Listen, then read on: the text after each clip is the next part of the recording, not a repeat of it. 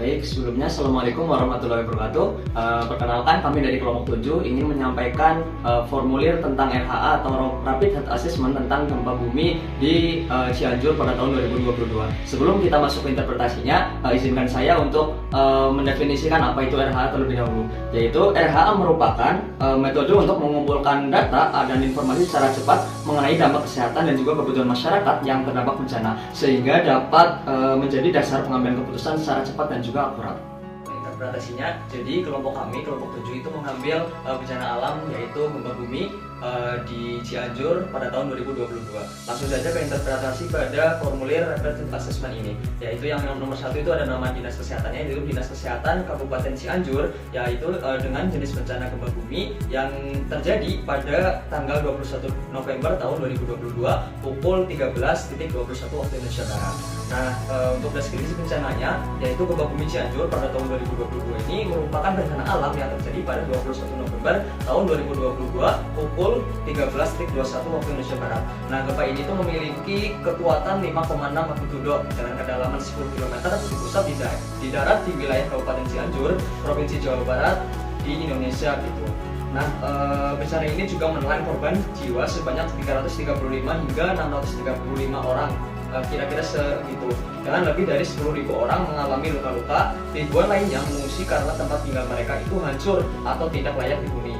Nah, gempa ini juga tercatat sebagai gempa bumi paling mematikan yang pernah melanda Provinsi Jawa Barat sejak gempa bumi tahun 2009 lalu, yang saat itu menyebabkan 81 korban jiwa. Nah, dampaknya itu tidak hanya dirasakan di Cianjur dan Sukabumi, tetapi juga di sejumlah wilayah lainnya seperti DKI Jakarta, Kota Depok, dan juga kabupaten-kabupaten lainnya. Selanjutnya itu ada nomor 5, yaitu lokasi bencana. Jadi lokasi bencana gempa bumi yang di Cianjur itu pada tahun 2022 itu Provinsi Jawa Barat, Kabupaten atau Kota Cianjur, Kecamatan Cugenang yang memiliki dampak dari gempa bumi itu yang sangat hebat. Lalu ada desa atau dusunnya itu Desa Ciberang, ada Ciputri, Desa Ciberem, ada Desa Nyalindung, Mangunkerta, Sarampat, Cibulakan, dan juga Desa Tunggal. Lalu penduduk yang terancam itu kurang lebih ada 100.000 jiwa seperti itu. Nah, topografi atau wilayahnya itu pegunungan dan juga lembah. Untuk nomor 6 itu ada jumlah korban, ada korban meninggal, korban hilang, dan juga korban luka atau rawat inap dan luka rawat jalan seperti itu. Untuk yang pertama itu ada korban meninggal, mungkin ada beberapa ya yang bisa disebutkan. Itu yang pertama ada Endang, laki-laki, jenis kelaminnya, usia itu tidak diketahui, keluarga negara Indonesia, dan juga alamat korban itu di Buniaga, Ciapus, yang tempat meninggalnya itu di RSUD Cimacam, penyebab kematian itu luka berat seperti itu. Dan juga ada korban hilang, yaitu salah satunya ada korban yang bernama Ruslan, itu laki-laki, usianya 32 tahun, keluarga negara Indonesia, alamat korban itu di Kepulauan Cijedil dan juga Cugenang. Nah, lokasi hilangnya itu tidak diketahui karena tidak tahu gitu korban hilang itu di mana. Untuk korban luka itu ada fasilitas pelayanan kesehatan dan lokasinya itu di RSUD Sayang, Kabupaten Cianjur, yang berjumlah laki-laki itu 50 dirawat inap dan juga perempuan 58. Dengan jumlah total itu ada 108 pasien. Nah, 5 kasus penyakit rawat inap terbanyak tiap fasilitas itu ada 5. Ada diare, hipertensi, ispa, luka terbuka dan trauma, dan juga yang terakhir ada penyakit kulit. Yang dirawat jalan itu ada laki-laki sebanyak 3.500 pasien, perempuan itu 3.634 pasien dengan jumlah 7.134 pasien seperti itu. Nah, untuk yang poin G itu jenis penyakit yang berpotensi KLB, yaitu adalah diare. Mengapa diare? Karena diare itu dapat ditemukan dengan beberapa alasan utama gitu, seperti sanitasi buruk di pengungsian, kurangnya air bersih untuk minum dan mencuci tangan, terus juga ada kontaminasi pastinya dari makanan dan minuman oleh bakteri, virus atau parasit, dan juga yang terakhir ada penyebaran cepat terutama di lingkungan yang padat akan pengungsi tersebut. Ada poin H, yaitu pengungsi dan penduduk rentan di Kabupaten Cianjur, Kecamatan Cugenang, dan Desa Gasol. Nama tempat pengungsian yaitu tenda pengungsian lapangan Desa Gasol, Posko Sayang, Posko Cianjur, Rumah Sakit Hafiz Cianjur, Rumah Sakit Bayangkara, Posko Tangguh Sumedang Cugenang, Pendopo, dan Taman. Nah, jumlah kasus gangguan jiwa atau psikologi yaitu ada anak sejumlah 946, dewasa sejumlah 2.570, Yaitu selanjutnya ada jumlah pengungsi dengan laki-laki 54.781, perempuan 59.902, dengan jumlah keseluruhan 114.683, dengan jumlah kakak 41.166. Nah, jumlah penduduk rentan bayi yaitu 3.027, balita 9.303, ibu hamil 1.640, dengan penderita cacat yaitu sejumlah 147, lansia 7.453. Ada poin I yaitu fasilitas kesehatan yang rusak. Ada beberapa nama fasilitas kesehatan di Kabupaten Cianjur. Yang pertama itu ada Puskesmas Pembantu Limbang Sari itu rusak berat. Puskesmas Pembantu Mekarsari itu rusak sedang. Puskesmas Cikutri itu rusak sedang. Puskesmas Cinta Asih itu rusak sedang. Puskesmas Cugenang itu rusak sedang. Puskesmas Pacet itu rusak sedang. Puskesmas Warung Kondang itu rusak sedang. Puskesmas Cijedi itu rusak sedang.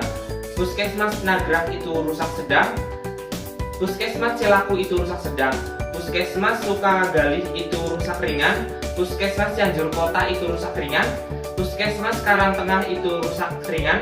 Puskesmas Gembrong itu rusak ringan. Puskesmas Cigajang itu rusak ringan. Puskesmas Muka itu rusak ringan. Puskesmas Sirajang itu rusak ringan.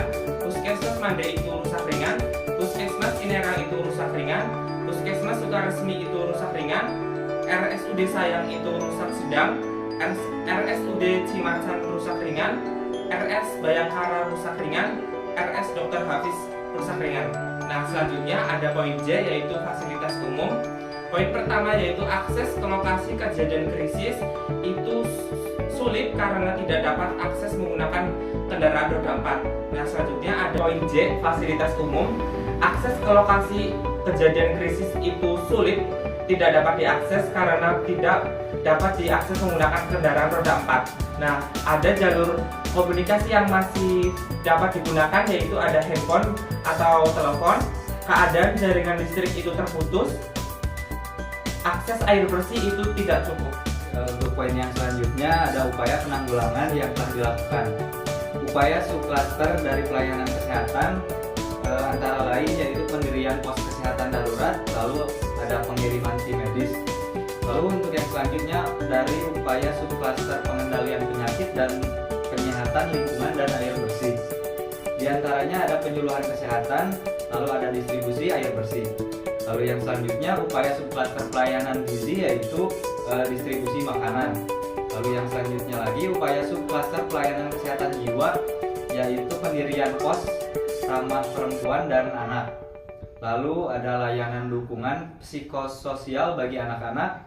Lalu yang selanjutnya upaya subklaster kesehatan reproduksi dan KIA, diantaranya pendirian tenda kesehatan reproduksi, lalu implementasi PPAM kesehatan reproduksi.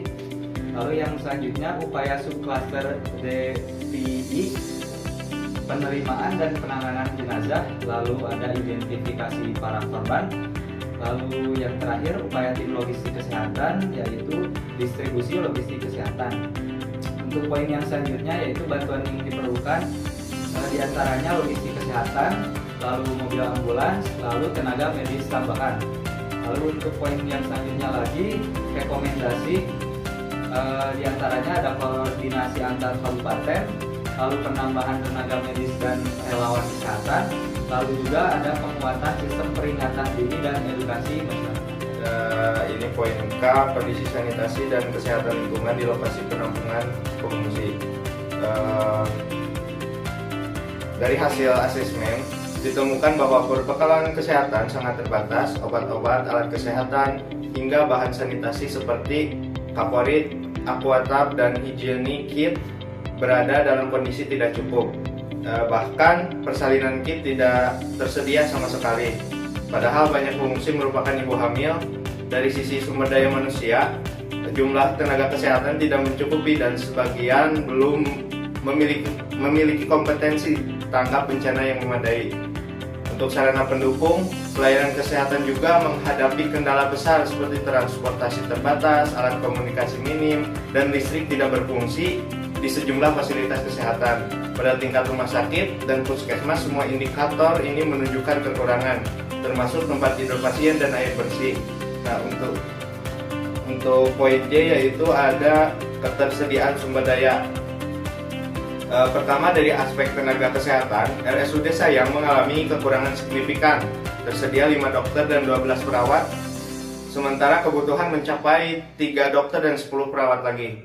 Untuk yang kedua, ini dari sisi sarana pendukung, kondisi di lapangan menunjukkan bahwa transportasi operasional, alat komunikasi, dan listrik untuk layanan kesehatan seluruhnya tidak mencukupi.